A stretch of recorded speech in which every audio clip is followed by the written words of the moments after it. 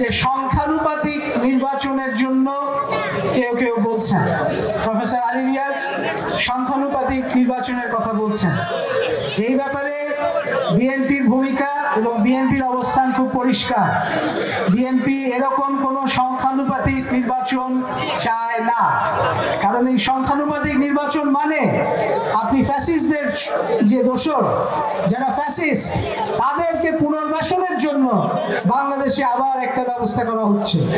কাজেই এই ধরনের কোনো সংখ্যানুপাতিক নির্বাচন বাংলাদেশে বর্তমান প্রেক্ষিতে কোনোভাবেই বিএনপি, বাংলাদেশ জাতীয়তাবাদী দল সেটা মেনে নিবে না এবং নিচ্ছে না।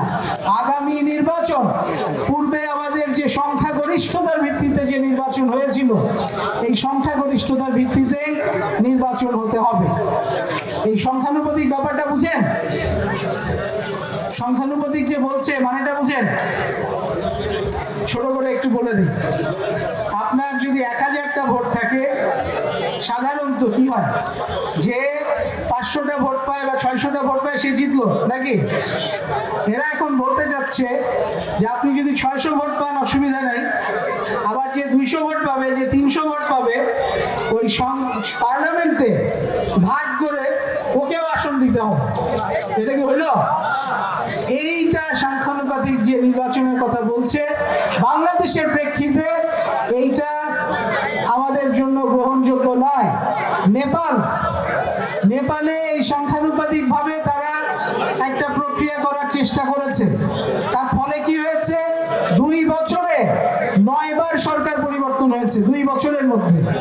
কাজেই এই ধরনের কোন সংখ্যানুপাতিক নির্বাচন বাংলাদেশে মেনে নেওয়া হবে না।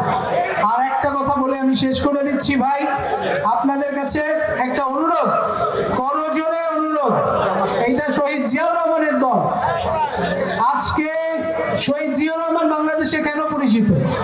তার সততার জন্য তিনি পরিচিত।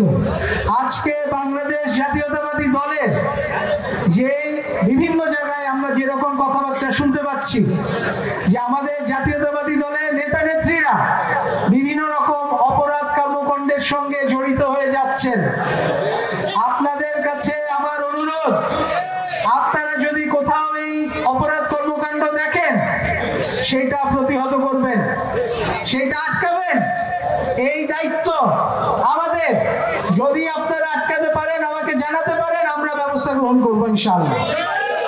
এটা আমি আপনাদেরকে বলে রাখলাম, কারণ আজকে যারা এই ধরনের কাজ করছে এরা রাজনৈতিক দুর্বৃত্ত, এরা রাজনীতিবিদ নয়। রাজনীতিবিদদের সঙ্গে রাজনৈতিক দুর্বৃত্তদের একটা পার্থক্য আছে। এই রাজনৈতিক দুর্বৃত্তদের হাত থেকে আমাদের দলকে রক্ষা করতে হবে। দলকে যদি রাজনৈতিক দুর্বৃত্তদের হাত থেকে রক্ষা করা না যায়, আগামীর ভবিষ্যৎ অন্ধকার, এইটা আমাদের মনে রাখতে হবে। কাজেই আমার আপনাদের কাছে অনুরোধ যে কোনোভাবেই কোন রকম রাজনৈতিক চাঁদাবাজি, এই দুর্বৃত্ত, হাট বাজার দখল, জমি দখল, এইটা দখল, সেটা দখল, কোনো কিছু কোনোভাবেই আপনারা প্রশ্রয় দিবেন না। কালকে একটা কথা বলেছিলাম, সেই কথাটা বলে শেষ করে দিচ্ছি।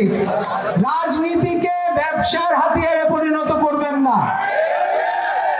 রাজনীতি ব্যবসার জায়গা নয়, রাজনীতি দেশ সেবার জায়গা। আপনি দেশ সেবার জন্য রাজনীতি করবেন, তা না হলে রাজনীতি দিয়ে ইস্তফা দিয়ে চলে যান, ব্যবসা করেন।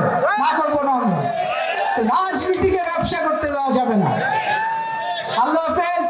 বাংলাদেশ জিন্দাবাদ, বাংলাদেশ জাতীয়তাবাদী দল জিন্দাবাদ, শহীদ জিয়া অমর হোক, বেগম খালেদা জিয়া জিন্দাবাদ, জনাব তারেক রহমান জিন্দাবাদ। আসসালামু আলাইকুম ওয়া রাহমাতুল্লাহ।